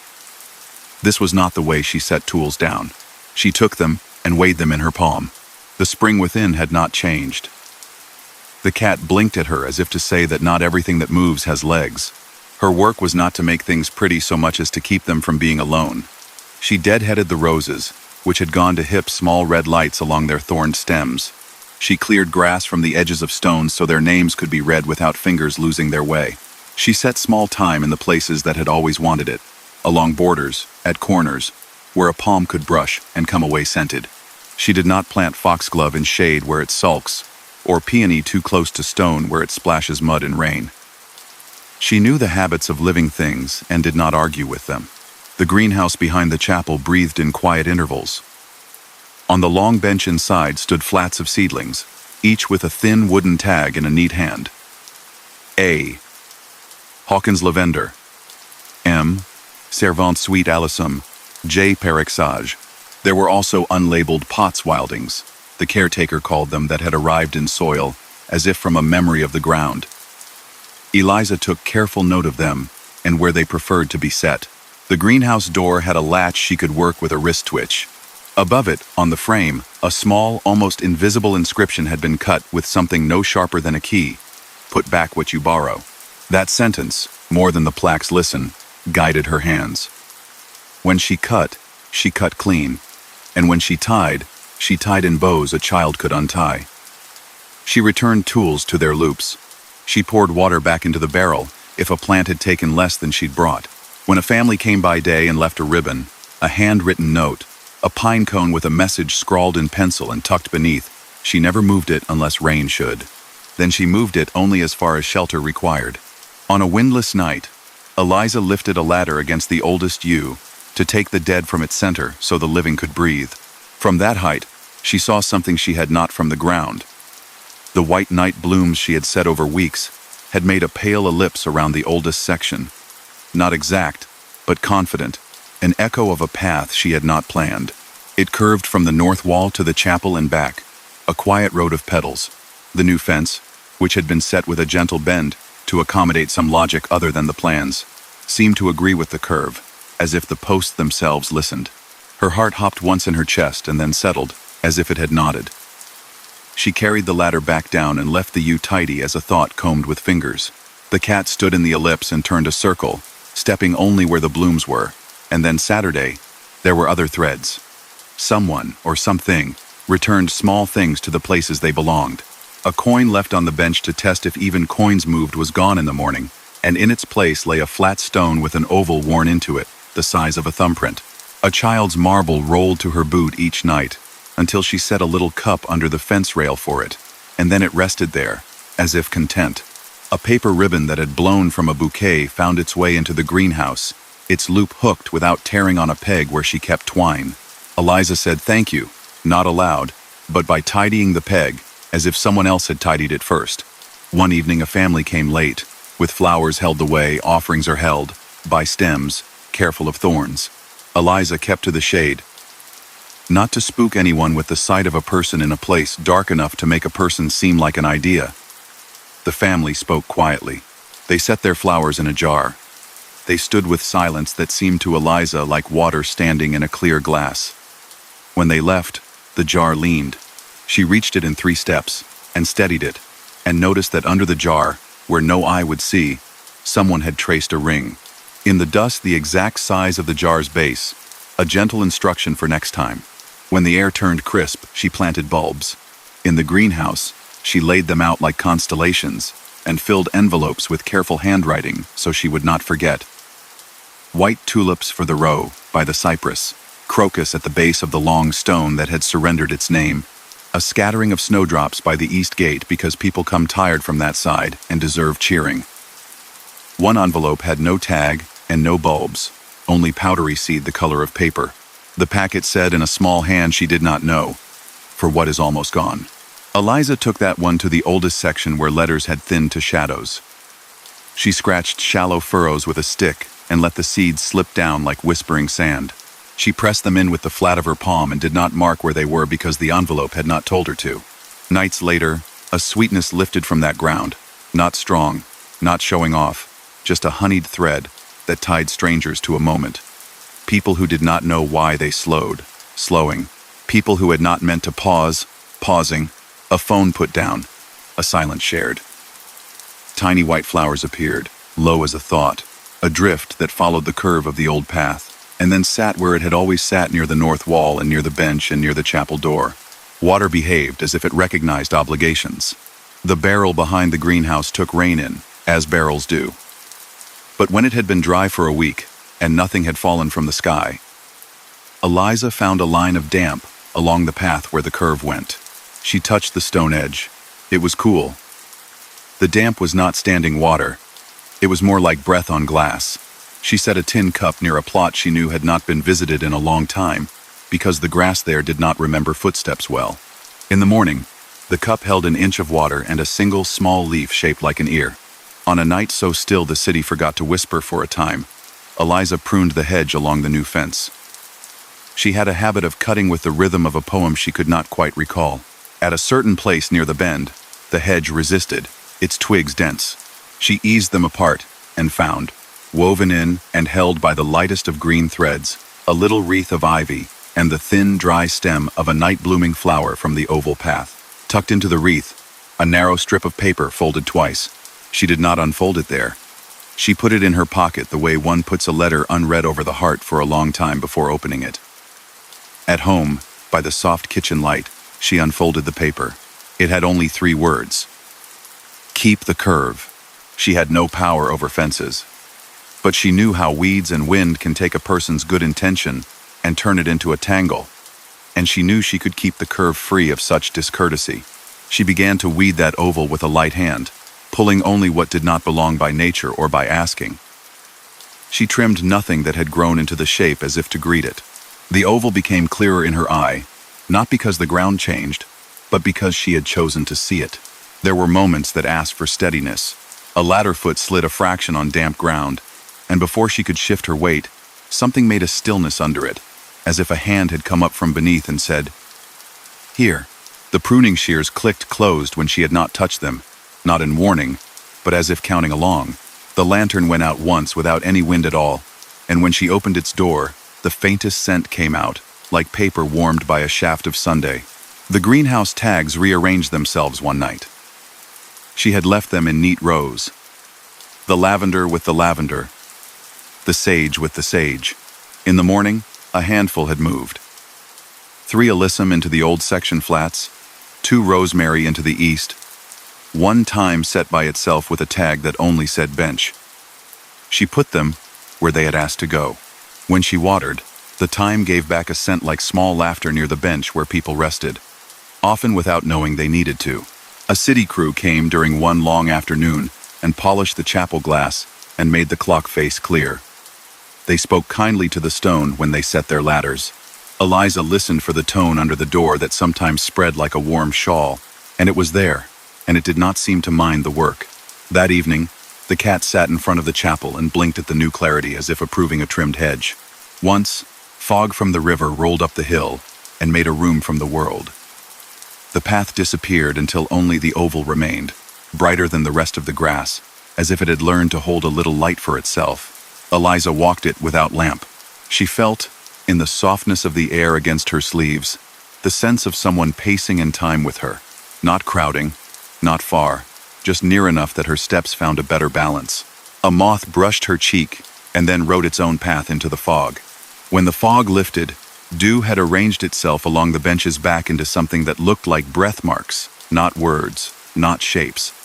Only the impression of someone leaning there to look at the city a long while, then leaving without taking anything but their own weight. Families came and went by day, leaving coins, ribbons, folded notes. On nights after a child had been by, a single white feather would often be caught at the base of a stone. Eliza learned that the wind tended to tuck feathers under the curve of certain names. She stopped moving them. They had chosen their corners. She did, once, find a small blue button on the path clean, with 4 holes. Just the sort that keeps a coat closed where a throat meets air. She set it in the little knothole cup where the marble rested, and the two sat together quietly companionable until rain taught them both to shine. Toward winter, when the ground went from soft to firm and back in a day, a letter cutter came to lay out a new name on a stone. He wore a jacket with chalk on it, and had a brush so light it could barely be said to touch what it touched. He looked at Eliza's hands, and at the soil under her nails, and at the healed earth along the oval. He nodded, as one craft recognizes another, and said only, "A curve is sometimes straighter than a straight line, if you're going where you ought." Eliza slept sometimes in the little chair in the greenhouse when dawn took its time coming. The seedlings made the faintest sound then, like a page turned at the end of a chapter. She would wake before full light and water by ear, and then walk the oval once, not as a test, but as a hello. The tone at the chapel door would sit beside her shoulder, as if to look out over the stones with her. On the last night before the ground froze and her hand needed gloves for even the gentlest work, Eliza took the strip of paper from her pocket, the one that had said keep the curve, and laid it on the bench. She set her pruning shears beside it, open, their mouth like a small crescent. Saturday, the city made its patient river noise. The fence felt like a held line more than a barrier. She thought of the first bowl full without being filled, and of the way water goes where it is asked. She did not make a speech in her head. She did not think about whether the plaque on the wall would say anything if it could speak. She only let her hand fall to the bench, as if to find another hand there, and when her fingers met cool stone, she let them rest, and did not measure how long she stayed. When she rose to go, the shears were closed and set neatly, and the paper was no longer on the bench. In the knothole cup by the fence rail, where the marble and the button sometimes sat, she saw the paper, folded twice, the crease so clean it could have been made with a bone folder. She did not open it then. She watered the rosemary because it was the sort of plant that held strength, but appreciated being asked after. She locked the greenhouse because the latch preferred to feel that click at night. She touched the plaque on the door with the back of her hand. In her pocket, the paper made no sound. At home, at the soft kitchen light again, she unfolded it. This time, the writing was not a hand she knew or did not know. It was the lightest impression, as if a finger had traced letters and the paper had agreed to remember. We will keep it. Walk if you like. Eliza put the note with the seed, packets, and the tagged stakes and the string. She slept with the window, cracked a fraction to let in whatever river the air had carried all that time. When she woke, the room smelled faintly of thyme, a plant that, when crushed, stores summer inside itself and shares it under pressure. She stood at the window and looked toward where the hill would be, and for a moment she could see, not with eyes, but with the part that recognizes habits, the white oval of blooms she had not planted on purpose, holding its shape like a promise. She went back on the next warm night with a new roll of twine, a little envelope of seeds for what was almost gone, and the knowledge that she did not have to be the only one who kept what needed keeping. The cemetery, for its part, shifted a breath and made room at the edge of the curve, the way a bench makes room when someone else has decided to sit. Story number 6. Quinn repaired locks for places that pretended they didn't need them.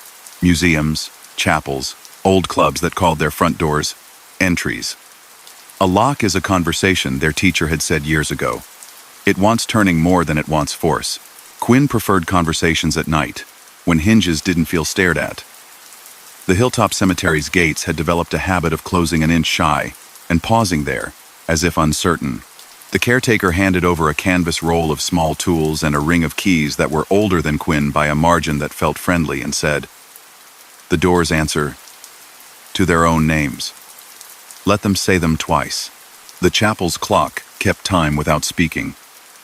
The bench, halfway up the slope, had a lighter stripe along its back, where many hands had learned to rest without thinking about it. The new fence kept its modest bend near the north wall, a courtesy to a path no plan had drawn. Small brass plaques the size of matchboxes dotted wood and stone here and there. They said, "Listen." Quinn touched one with the back of a knuckle, out of the old habit of greeting metal with skin. Skin with metal. The problem began at the service gate. Its cylinder had been repinned recently and was proud of it, smooth as a promise. By day, it turned like butter under a warm knife. At midnight, it balked a fraction before giving, a tiny hitch that made a person think they had misjudged the angle. Quinn eased the plug from its housing, laid the pins like gleaming rice on a clean cloth, and sealed the edges with tape so the night couldn't carry them off. The pins were standard lengths, the springs docile. The housing bore a scratch, inside 3 shallow lines that met like the beginning of a letter. Quinn traced it with a thumbnail. It wasn't vandalism. It felt like a habit. The key turned, in Quinn's hand, after this examination with courtesy. The hitch had gone. The next night, it returned. They set a tiny camera on a stand to catch the gate's hesitations. They didn't expect a ghost. They expected a raccoon. On the footage, the gate eased closed, stopped 1 inch shy, and then, very gently, opened itself the width of a coin, and rested there, as if waiting room for a sleeve. No paw, no pushing, only the quiet, self-respecting motion of hardware acting by choice. The minutes ticked. The chapel door, off to one side of the frame, held its long-held tone that wasn't a tone so much as a steadying. Then, without hurry, the gate eased itself that last inch and let the latch catch as though it had decided a sentence could be finished now. Quinn had heard about the tone. People called it the breath under the threshold. The first time they stood before the chapel door with picks out of habit and ears tender, the tone settled in the bones of their hand like a cat, indifferent to persuasion. The lock there was old and noble, and allowed Quinn to take it apart only if each piece was set down with care. Inside the back plate, on the wood, the faintest carving caught the light. "Put back what you borrow." It looked like key-scratch script, not carved to be seen by daylight, only to be read with the tips of fingers. Quinn placed each wafer on the cloth with the sort of expectations one brings to a conversation with someone who does not repeat themselves. The chapel door's latch slid smoothly afterward. The tone did not change. It only seemed to shift its posture, the way a person does when their chair has been made level. Keys breed duplicates. That is what metal wants in a city. Quinn cut a new set for the maintenance crew and labeled them with practical tags. Gate. Chapel. Greenhouse. East walk. The blank for the north gate was an older pattern, wide in the shoulder, narrower at the ward. When the first copy came off the machine, Quinn tested it in the cylinder and felt it give too easily, as if the lock were grateful. As the key turned, the teeth left a pattern of polished arcs on the pinheads that looked almost like writing. Quinn tilted the plug toward their lamp and, for a second, thought they saw a word formed from polish and shadows. "Hello." They put the plug down. It looked like a trick of light and relief. The north gate had a habit of being square without being stern. It met the new fence at the bend like a bow that wasn't theatrical. On the first night of repairs, Quinn chalked the shoulder of the key and turned it to see which wafers marked where. The chalk left fine ghosts on pins and spring wells. Ordinary. But when they pulled the key out, their thumb came away with 3 tiny pale lines on the pad. Not chalk, not dirt. They took a breath and pressed their thumb to their jeans, and the lines vanished like a thought interrupted. They turned the key a second time and felt the smallest sympathetic click from somewhere else. Not the cylinder, not under their hand. The clock face held its focus. The bench watched the city. The sound came again, double. Faint as a cricket 2 rooms away. Quinn thought of the caretaker's sentence. Let them say their names twice. They started to listen for that double click. At noon, back in the workshop, the spare keys laid on the bench would click twice as if checking in. At midnight, a click would come from the direction of the north wall, while their palms rested on the gate to feel the latch. It wasn't rattling, it wasn't settling. It was 2 soft affirmations, like the sound made when a tiny speaker tests itself. Quinn found it easing and strange, like a word learned in a language no one speaks to them in. Repairs are patience. They forced new screws into old wood as little as possible. They reused original parts where they could. When a plate asked to be polished, they polished it. When it asked to be left dull, they left it. They replaced a spring that had set and watched the old one, uncurled on the cloth, roll 4 turns forward and 1 back, as if reluctant to give up its job. They set it gently into the parts bin and labeled it with the date and a word they had never written in a bin before. Retired. The bench gave little advice unless asked on purpose. Quinn sat there sometimes with a mug of tea and a key ring, looking down at the city's necklace, thinking about teeth and wards and binding pins. A cat moved along the path, accepted the bench as part of its route, and placed a paw briefly on Quinn's boot, the way a conductor might tap a stand with a baton to ask for attention without calling the room to order. The oval in the grass, the long loop between the north wall and the chapel and back, was more visible at night than by day, as if the place preferred to make its shapes known under softer light. Quinn made a copy of the north gate key, with a shallow filing on the shoulder that was functionally unnecessary but felt correct, then set it on the bench beside the mug, as if offering it to the dark. The key cooled. Nothing else happened. The clock's hands moved where they moved. A moth drifted close, considered the metal, and then attended to the ivy instead. The next morning the key was not on the bench. A coolness lived in the shadow of the mug ring. Quinn stood very still, then turned, as if not to startle something. On the fence rail near the bend, in a little knot-hole cup where someone had once set a child's marble, the key lay neatly, aligned with the grain. A blue button sat beside it, and the 2 looked so companionable Quinn didn't move them for a long minute. They took the key, left the button and the marble, and slipped the metal into the cylinder. It turned as usual and, at the same moment, 2 faint clicks came from the workshop across town, where the spare keys lay on the bench. Quinn smiled despite themselves. It felt like a well-made latch catching. Not victory, not surprise, just the satisfaction of fit. Locks speak. This one had a way of saying wait. On a windless night, the service gate cylinder refused to rotate that last degree. Quinn did not force it. They leaned their forehead lightly against the iron and let the night be what it was. Steps came along the oval, steady, courteous, neither in a hurry nor lazy. They approached the bend and paused, as if to let someone else join from the chapel side, then went on together.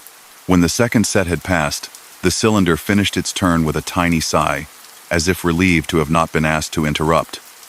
Quinn's fingers tingled. They hadn't believed in interruptions to places. They did now. People came and went by day. By night, the place became the gentler version of those same movements. A ledger lay inside the chapel with lines open for neat pens. The greenhouse door remembered a note. Put back what you borrow. The small plaques advised, listen. Quinn found, on the back of the chapel's lock plate, 3 letters, scratched in with the care of someone working where no one would see. U-T-L. They did not make a word until Quinn recalled a different place, a different coastal churchyard, where an engraved saucer had said, until the last light. It could have been coincidence. It felt like a finger laid along the spine of a book. The next time the double click came at noon from their bench at the shop, Quinn replied with the tip of a small screwdriver against the key ring. Metal answered metal, faint as dust.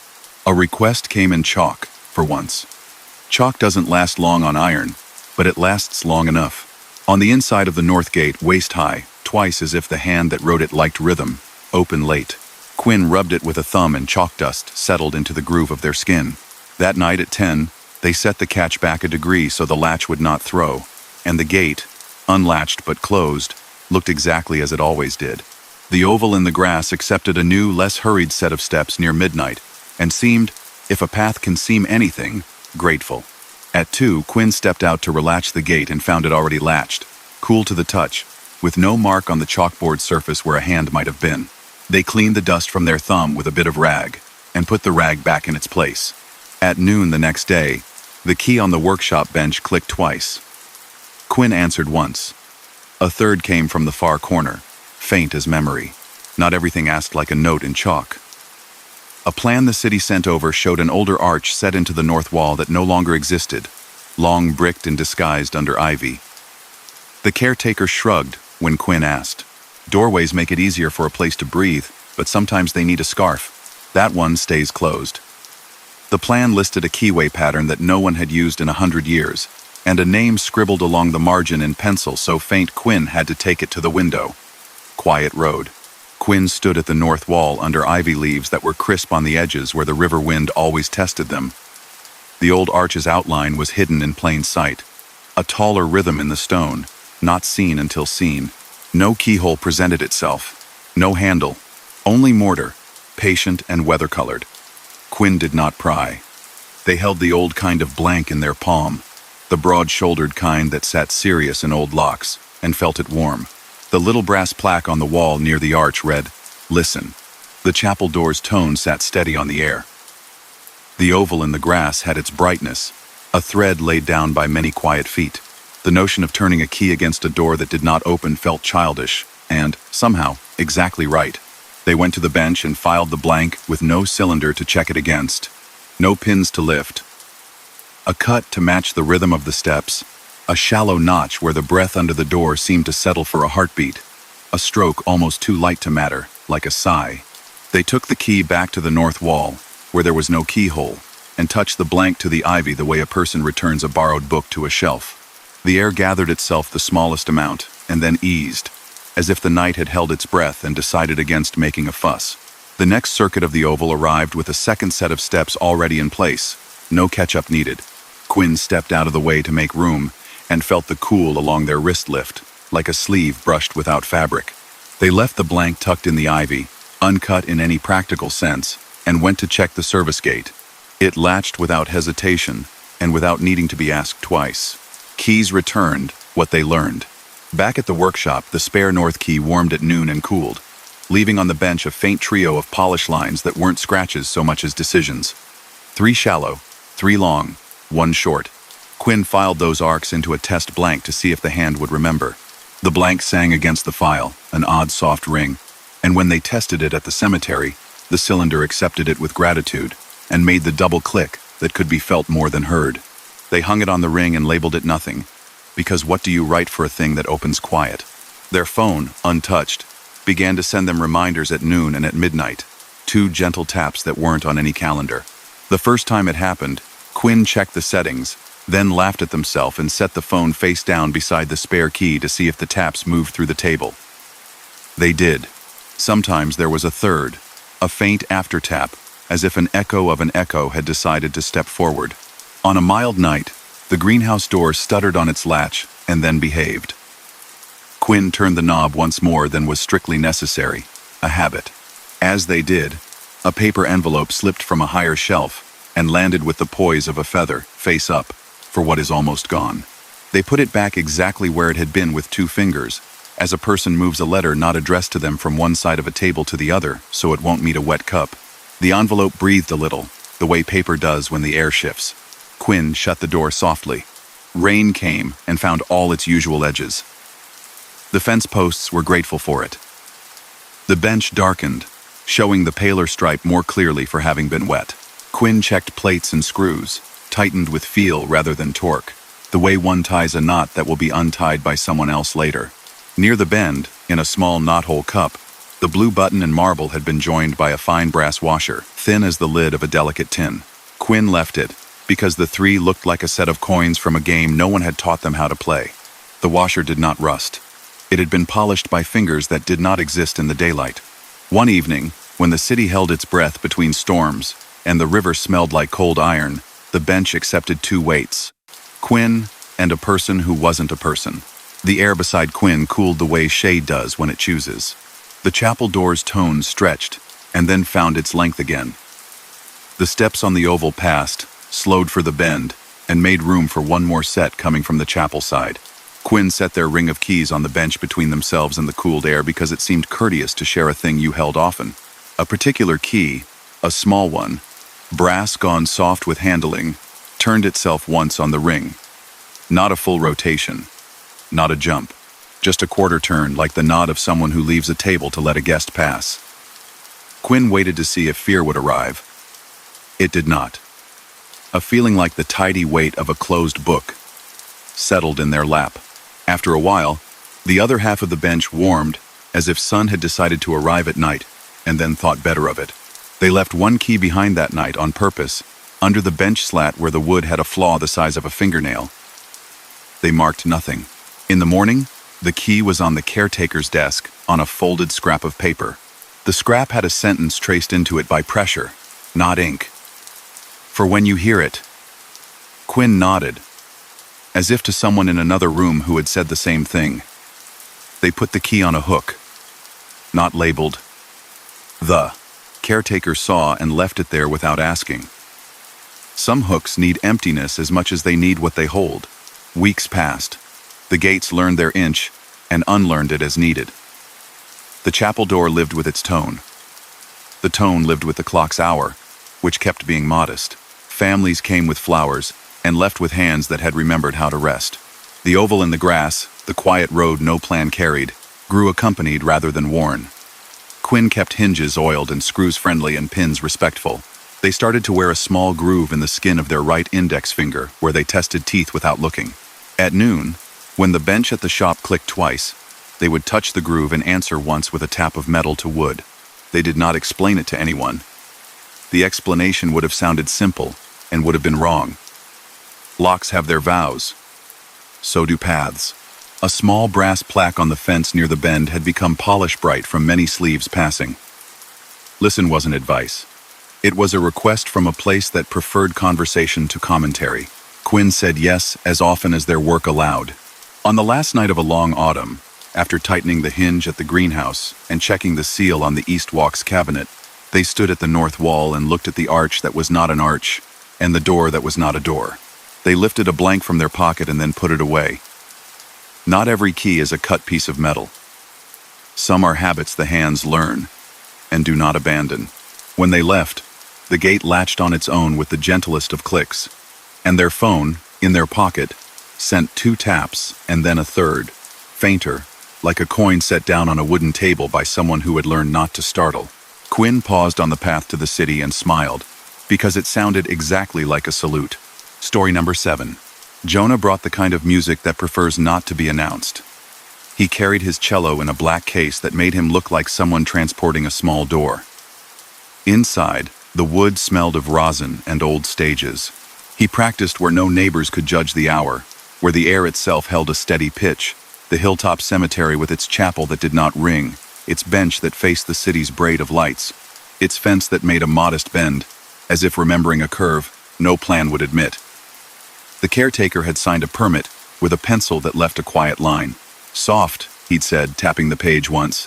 Not do this, not don't do that, just soft. Jonah came after 11 with a folding stool, an end-pin anchor like a small black star, and a heavy mute he slid on the bridge when the world asked for hush.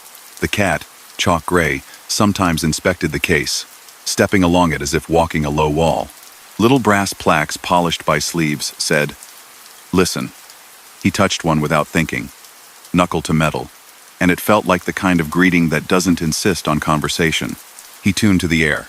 The chapel doorway held a tone that felt less like a note and more like a hand steadying a glass. He set his A string and felt that tone meet it halfway, Not to match, not to overtake, simply to agree. He set the others. The end pin bit lightly into earth. He lifted the bow. The first long sound slipped out over stone and grass and fence, and into the river dark below. The city made its low ribbon. His sound laid another above it. On the first night, the oddness was a courtesy. Each time he drew a long, quiet note. The oval in the grass, the old path that curved from the north wall to the chapel and back, seemed to collect it and send it around, a whisper returning by another route.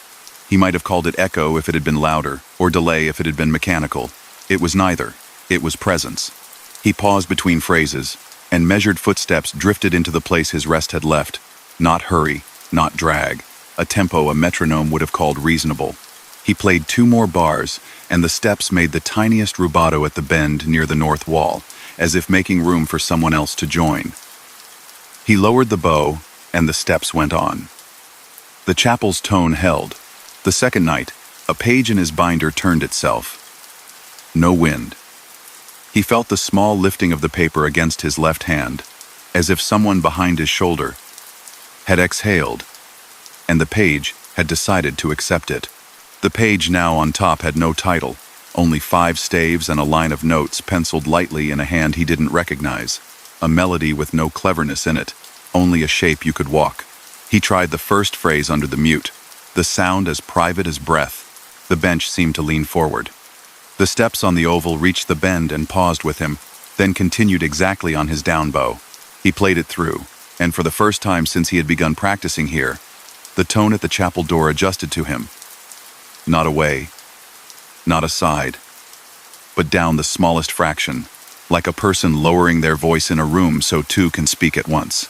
He rested the bow and listened hard for fear. None arrived. The cat tucked its paws beneath itself at his feet and looked out over the city like an attendant who knows the program without watching the sheet. Jonah had a concert in a week, not a solo, nowhere to hide either. That was part of why he came. Notes are dependable until they have to stand still in front of eyes. His hands could find them anywhere else. He wanted the quiet road under the grass to teach him steadiness that didn't feel like iron. On the third night, he tried scales he'd known since he'd been shorter than the case. But he shifted them down to a softness just above silence. Between the 3rd and 4th degree, a long, careful breath came from the chapel door, as though the threshold had been counting with him and wanted 4 not to jump, but to arrive. He tested loudness once, just to see. The tone thinned politely until he took the mute off, played a single open G into the dark that felt too much like a proclamation, and slid the mute back on at once. The tone resumed, weightless as a hand offering a chair. The oval path did what it always did, made room. He found marks he hadn't made the next morning. The pencil line melody had small circles over certain rests, as if someone had reminded him to actually stop. A bracket appeared in the margin beside a bar he'd rushed. A square bracket with the word, "Listen," written not in lead but by pressure, the paper remembering the thought more than the strokes. He put the binder in the case and laughed once in a way that emptied his chest without being unkind. The north wall held the ghost of an old arch under ivy. He hadn't noticed it until the 4th night, when dew gathered in its shape before anything else had cooled, and the air inside that outline felt a degree thinner, the way a hallway feels thinner than a room. He faced the arch and played 2 notes he didn't know he had chosen, a small third that had no business making him feel watched and kind at the same time. Far down at the fence's bend, something made a coin sound, not metal on metal, exactly more like a ring settling into a dish. He angled the bow less, to keep the hair quiet on the string's face. A second set of steps joined the first at the bend, without any catch-up at all. He tried a harmonic. It rang, and then wavered. The cat looked up, ears pointing somewhere that wasn't him. He stopped, and the harmonic stayed a fraction, as if the air were reluctant to let go a line it had found agreeable. His left hand trembled, and steadied. He placed the same harmonic and breathed with it, not to prolong it, only to refuse to rush. The chapel's tone fitted itself under it like the lowest string under a chord. On the 5th night, he left his rosin on the bench by accident and found a shallow circle of dust drawn on the stone beneath it, exactly the size of the cake, as neat as a penciled ring left on a blueprint. He understood it as instruction, not scolding. Put it back where you found it. He wiped the stone with his sleeve. The ring agreed to disappear. He rose in, then put the cake back inside the line, lined it up with the grain as if it had always been there. The caretaker passed once under a gray sky and didn't stop. He lifted a hand at the sight of the case, held it up at the plaque that said, "Listen," and went on. Jonah realized he had been listening for the double click he had heard about in some other room, some other life. At noon the next day, his phone tapped twice on the table with no event attached. He smiled, felt foolish, and not foolish, and put the mute in his pocket without knowing why. The cat took to standing in the path of his sound and closing its eyes as if sunning. On the night before the concert, Jonah set his stool a little to the left, away from the hover of a moth that had decided his bow hand was a lighthouse. He began the nameless melody with the mute on, the bench at his back, the city a ribbon under everything. The steps came and then held still just to his left. He played the second phrase, and a cooling at his sleeve told him another presence had taken the empty piece of bench and Saturday. He did not look. His body wanted to. His neck held. He laid the melody down like cloth across a table. The chapel's tone did the thing it rarely did. It widened for a breath so light fell in without there being any light to fall. He set down the bow after the last note and waited. The steps resumed, slow, as if circling to see what had been done. The bench warmed beside him as if someone had stood. He left the melody on the bench, the page loosened from the binder, and waited with the rosin cake. When he packed the case, he found in the knothole cup by the fence rail a small mute. He hadn't brought a rubber practice mute shaped different from his, smooth, the color of smoke. Beside it sat a child's marble and a blue button and a thin brass washer, 3 small coins from a game that had no rules on paper. He took the mute and tucked it into the case with the same care he would have used for a bow. He slept well for the first time that week. In the afternoon, before he had to put on the clothes that always felt one size too formal for his bones, his phone tapped twice again, and then, faintly, a third, like an echo remembering itself. He stood in the living room and played the nameless melody once into the daylight. The practice mute on. The sound a thread no one else in the building would notice. The curve of it fit like a path under his feet, even there. At the concert, the room was packed with breathing, the kind that lifts and sinks and wants something it cannot name. When his part came, the one that always made his hands forget their tasks, he thought of the oval in the grass and the bracket circled over the rest, and the way the chapel door had lowered its tone a hair's breadth to make room. He did not imagine the cat. That would be too much. He imagined the bend in the fence, the way the posts had made space for a thought older than the plan. He did not hurry the rest. It felt for a second like the hall had turned into the inside of a bell that did not ring. When he played the entry, he could hear footsteps in the measure where there should have been none, and his hands, traitors on bad nights, became honest. He returned at midnight, not because anything needed thanking in words, but because habit had found him. He sat on the bench and didn't take the case out. He listened. The steps went by. The tone kept its quiet. The cat draped itself over his shoe, and forgave him for being a person who sometimes forgot to bring treats. On the bench, where he had left the page, lay a different sheet entirely. Blank staves, 5 bars in, and at the top, a sentence not written so much as pressed in, "For when you tremble." He didn't take it as a promise to be saved. He took it as permission to keep company with a place that preferred company. He left the new mute in the knothole cup and took it back out again because it had been given, and the caretaker's rule lived everywhere here. Put back what you borrow. On his way out, the service gate closed its last inch as he passed through, latch catching with a gentle click. His phone tapped twice, and then, almost not there, a third, a sound like a coin settling in a dish somewhere under ivy, someone nodding behind a door that was not a door. He touched the plaque on the fence with a knuckle. "Listen," it said. He had. Story number 8. Tamsin mended books the way people mend nets quietly, with thread that knows how to hold. The caretaker had asked her to resue the cemetery's ledger, its binding tired from decades of careful hands. "Night is better," he'd said, passing her the key. "Glue dries evenly, and the room keeps still." Then, almost as if afterthought, "When the last knot is tied, stand a moment." The chapel kept its unstruck clock. The bench facing the city carried its pale stripe where shoulders had rested. The new fence made its modest bend by the north wall, as if it had remembered a curve the plan forgot. Little brass plaques on wood and stone said "Listen." Tamsin touched the one by the vestibule table with the back of a knuckle, a habit learned from metal and long hours. She laid the ledger down. Its cover smelled of dust and wax. Inside the front board, someone long ago had scratched a sentence with the pressure of a key. "Put back what you borrow." She smiled without showing teeth. The linen tape ends had frayed. The cords needed relacing. She unthreaded what had come loose and laid the signatures in a careful heap, each quire resting like a breath on another. Her spool of linen thread rolled until it met the table leg and stopped as if it had been told its place. The oddness began as a courtesy. On the first blank of the first quire, a faint impression, no ink. Only pressure showed a small candle in a saucer. The saucer's rim engraved so lightly that letters were only suggestion. Tamsin brushed the page with the back of her hand. It warmed for a second, like paper in sunlight. She thought of other places and other ledgers, of a coastal churchyard where a buoy bell taught the sea to speak one note at a time. It would be easy to call this coincidence. She did not decide. She sewed in sections, kettle stitch after kettle stitch, each loop pulled snug and not mean.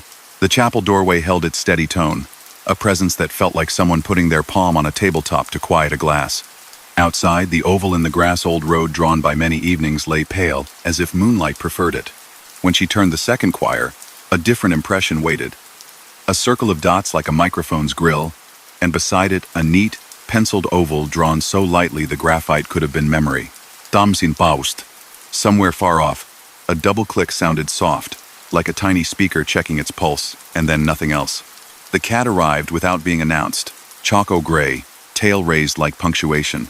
It stepped onto a chair and then onto the table and lay beside the linen, paws tucked, a weight that persuaded the thread to stay where it should. Tamsin sewed. The third quire offered a smudge like graphite rubbed thin, a border with ivy, and, beneath it, words that paper knows how to keep without speaking. Not lost. Only smoothed. She traced around the letters with a dry finger, and the page did not object. The wind turned. The city's low ribbon became lower, as if asking for quiet in a quieter way. On the fourth quire, the impression of a tripod, 2 lines crossed by a third, a chalk line snapped and doubled faintly beside it. A little arrow pointed toward the margin where someone had traced a curve with nothing but pressure. "Keep the curve," it almost said, not scolding, only reminding. Tamsin stitched through, looped, tightened. The chapel's tone let a shade more room in and then resumed, the way a person eases a door for another to pass. Between signatures, small things collected at the edge of the table, as if the night had pockets it needed to empty. The child's marble, teal ribboned, came to rest in the groove where wood had worn smooth. A blue button, 4 holes neat as thoughts, a thin brass washer no wider than a thumbnail, polished by fingers that didn't come by day. Tamsin made no inventory. She only shifted them to the little knothole cup on the fence rail later, where collections go to be less alone. The fifth quire pressed up a drawing no pen had made, a trowel, its blade blunt with use, and a paper packet with the tiniest letters. For what is almost gone. The air smelled, for a heartbeat, like time crushed in a palm. Tamsin thought of bulbs set in cold soil and night blooms that had taught the curve to glow in petals. She stitched the kettle knot at the end of the section and felt the thread ask for a breath before going on. She gave it one. The sixth brought metal into the paper an outline of a key, shoulders wide, a ward like a wave. Beside it, 3 shallow lines and 3 long and 1 short, filed not by file but by memory. Under the image, a sentence pressed in where ink might have sat. Until the last light, not a warning. A promise kept quietly.